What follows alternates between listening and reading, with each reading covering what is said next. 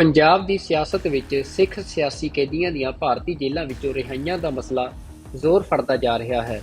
ਪਰ ਪੰਜਾਬ ਦੀਆਂ ਸਿਆਸੀ ਪਾਰਟੀਆਂ ਦਾ ਇਹਨਾਂ ਸਿੰਘਾਂ ਦੀਆਂ ਰਿਹਾਈਆਂ ਬਾਰੇ ਵਤੀਰਾ ਵਿਰੋਧ ਵਾਲਾ ਹੀ ਹੁੰਦਾ ਹੈ, ਖਾਸ ਕਰਕੇ ਜਦੋਂ ਇਹ ਪਾਰਟੀਆਂ ਸੱਤਾ ਧਿਰ ਵਿੱਚ ਹੋਣ। ਇਹ ਗੱਲ ਵੱਖਰੀ ਹੈ ਕਿ ਜਦੋਂ ਇਹਨਾਂ ਪਾਰਟੀਆਂ ਕੋਲ ਸੱਤਾ ਨਹੀਂ ਹੁੰਦੀ ਤਾਂ ਇਹ ਲੋਕ ਮੁੱਦਿਆਂ ਨੂੰ ਆਪਣੇ ਮੁੱਦੇ ਬਣਾ ਕੇ ਸਿਆਸਤ ਜ਼ਰੂਰ ਕਰਦੇ ਹਨ ਤੇ ਬੰਦੀ ਸਿੰਘਾਂ ਦੇ ਮਾਮਲੇ ਵਿੱਚ ਵੀ ਅਜਿਹਾ ਹੀ ਦੇਖਣ ਨੂੰ ਮਿਲਿਆ ਹੈ। ਪਰ ਤਾਮਿਲਨਾਡੂ ਦੀ ਸਿਆਸਤ ਵਿੱਚ ਇਸ ਤੋਂ ਵੱਖਰਾ ਵਾਪਰਿਆ ਹੈ। ਭਾਰਤ ਦੇ ਪ੍ਰਧਾਨ ਮੰਤਰੀ ਰਾਜੀਵ ਗਾਂਧੀ ਨੂੰ ਕਤਲ ਕਰਨ ਵਾਲੇ ਤਾਮਿਲ ਲੜਾਕਿਆਂ ਵਿੱਚੋਂ ਇੱਕ ਏਜੀ ਪਿਰਾਰੀਵਲਨ ਨੂੰ ਪਿਛਲੇ ਦਿਨੀ ਭਾਰਤ ਦੀ ਸੁਪਰੀਮ ਕੋਰਟ ਨੇ ਰਿਹਾ ਕਰ ਦਿੱਤਾ ਹੈ।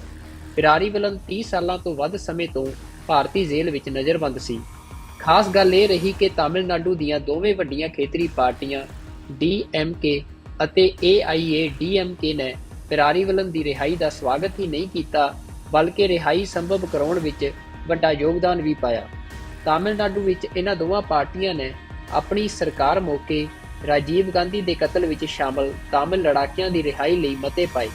ਵੱਡੀ ਗੱਲ ਇਹ ਸੀ ਕਿ ਜਦੋਂ ਪਿਰਾਰੀਵਲਨ ਜੇਲ੍ਹ ਤੋਂ ਰਿਹਾ ਹੋ ਕੇ ਆਏ ਤਾਂ ਤਾਮਿਲਨਾਡੂ ਦੇ ਮੌਜੂਦਾ ਮੁੱਖ ਮੰਤਰੀ MK ਸਟਾਲਿਨ ਨੇ ਉਹਨਾਂ ਨੂੰ ਆਪਣੇ ਘਰ ਆਉਣ ਦਾ ਸੱਦਾ ਦਿੱਤਾ ਅਤੇ ਉਹਨਾਂ ਦੀ ਪਰਿਵਾਰ ਸਮੇਤ ਮਹਿਮਾਨ ਨਵਾਜ਼ੀ ਵੀ ਕੀਤੀ।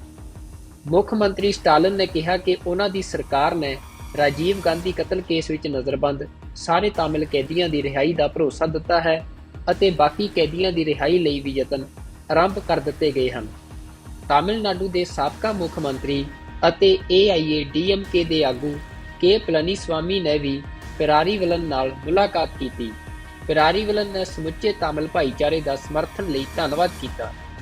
ਜੇ ਪੰਜਾਬ ਵਿੱਚ ਸਿੱਖ ਸਿਆਸੀ ਕੈਦੀਆਂ ਦੇ ਮਾਮਲੇ ਦੀ ਗੱਲ ਕਰੀਏ ਤਾਂ ਹਾਲਾਤ ਇੱਥੋਂ ਤੱਕ ਰਹੇ ਕਿ ਸ਼੍ਰੋਮਣੀ ਅਕਾਲੀ ਦਲ ਬਾਦਲ ਦੀ ਸਰਕਾਰ 15 ਸਾਲ ਸੱਤਾ ਵਿੱਚ ਰਹੀ, ਪਰ ਬੰਦੀ ਸਿੰਘਾਂ ਦੀ ਰਿਹਾਈ ਲਈ ਕਦੇ ਕੋਈ ਮਤਾ ਨਹੀਂ ਪਾਇਆ ਗਿਆ। ਬੰਦੀ ਸਿੰਘਾਂ ਦੀ ਰਿਹਾਈ ਲਈ ਕਾਨੂੰਨੀ ਪੈਰਵਾਈ ਕਰਨ ਦੀ ਥਾਂ ਸਿੱਖ ਸੰਸਥਾਵਾਂ ਵੱਲੋਂ ਕੀਤੀਆਂ ਜਾ ਰਹੀਆਂ ਪੈਰਵਾਈਆਂ ਵਿੱਚ ਵੀ ਸਰਕਾਰ ਰੋੜਾ ਬਣਦੀ ਰਹੀ। ਹੁਣ ਸੱਤਾ ਵਿੱਚ ਆਈ ਆਮ ਆਦਮੀ ਪਾਰਟੀ ਵੀ ਪ੍ਰੋਫੈਸਰ ਭੁੱਲਰ ਦੀ ਰਿਹਾਈ ਨੂੰ ਰੋਕ ਕੇ ਬੰਦੀ ਸਿੰਘਾਂ ਦੇ ਮਾਮਲੇ ਤੇ ਆਪਣਾ ਵਿਰੋਧ ਦਾ ਰਵੱਈਆ ਸਪਸ਼ਟ ਕਰ ਚੁੱਕੀ ਹੈ। ਕਾਂਗਰਸ ਪਾਰਟੀ ਨੇ ਤਾਮਿਲਨਾਡੂ ਵਿੱਚ ਹੋਈ ਇਸ ਸਿਆਸੀ ਕੈਦੀ ਦੀ ਰਿਹਾਈ ਦਾ ਵੀ ਵਿਰੋਧ ਕੀਤਾ ਹੈ ਅਤੇ ਪੰਜਾਬ ਦੇ ਸਿੱਖ ਸਿਆਸੀ ਕੈਦੀਆਂ ਬਾਰੇ ਵੀ ਉਸ ਦੀ ਅਜਿਹੀ ਹੀ ਪਹੁੰਚ ਹੈ। ਪਰ ਤਾਮਿਲਨਾਡੂ ਵਿੱਚ ਮਜ਼ਬੂਤ ਖੇਤਰੀ ਸਿਆਸਤ ਪਿਰਾਰੀਵਲਨ ਦੀ ਰਿਹਾਈ ਸੰਭਵ ਕਰਾਉਣ ਵਿੱਚ ਕਾਮਯਾਬ ਰਹੀ ਹੈ, ਪਰ ਸ਼ਾਇਦ ਪੰਜਾਬ ਵਿੱਚ ਖੇਤਰੀ ਸਿਆਸਤ ਦਾ ਕਮਜ਼ੋਰ ਪੈਣਾ ਅਤੇ ਕੇਂਦਰੀ ਪਾਰਟੀਆਂ ਦਾ ਮਜ਼ਬੂਤ ਹੋਣਾ ਬੰਦੀ ਸਿੰਘਾਂ ਦੀ ਰਿਹਾਈ ਨੂੰ ਮੁਸ਼ਕਿਲ ਬਣਾ ਰਿਹਾ ਹੈ।